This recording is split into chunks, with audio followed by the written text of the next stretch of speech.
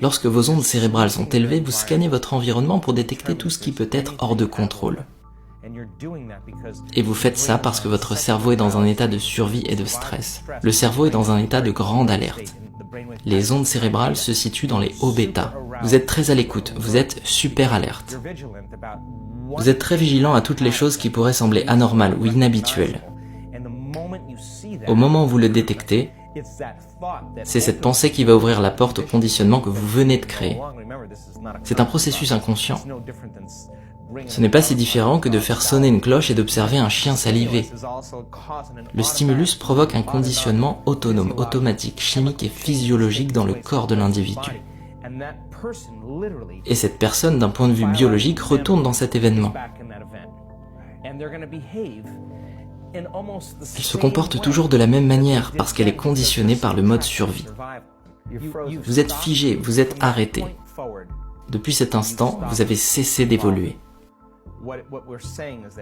Cela signifie que si vous ne pouvez pas surmonter cette émotion, alors vous ne pourrez rien créer de nouveau, car l'émotion vous maintient dans le passé. C'est déjà là, c'est joué d'avance, vous êtes dans une boîte.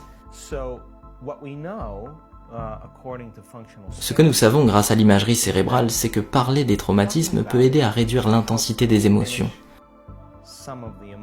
Mais cela ne change pas tant que ça le corps et le cerveau.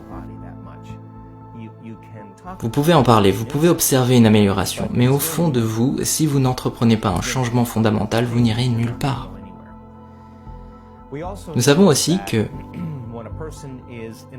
quand une personne est dans un environnement qui lui semble aussi familier que celui de l'événement vécu, même la plus petite mesure avec laquelle elle pourrait associer quelque chose, un tout petit élément déclencheur,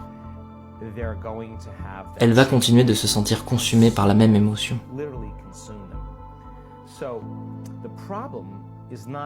Alors le problème n'est pas seulement le cerveau, le problème est que c'est aussi dans le corps. Car c'est l'émotion qui inconsciemment conditionne le corps dans le passé. Nous sommes conscients à 5% et 95% provient de notre subconscient. Alors cela devient un programme distinct, très profondément ancré à l'intérieur de quelqu'un.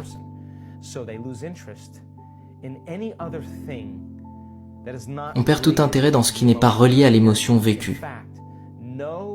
En fait, aucune nouvelle information qui ne soit pas égale à cette émotion ne peut entrer dans notre système nerveux, car ce n'est pas pertinent.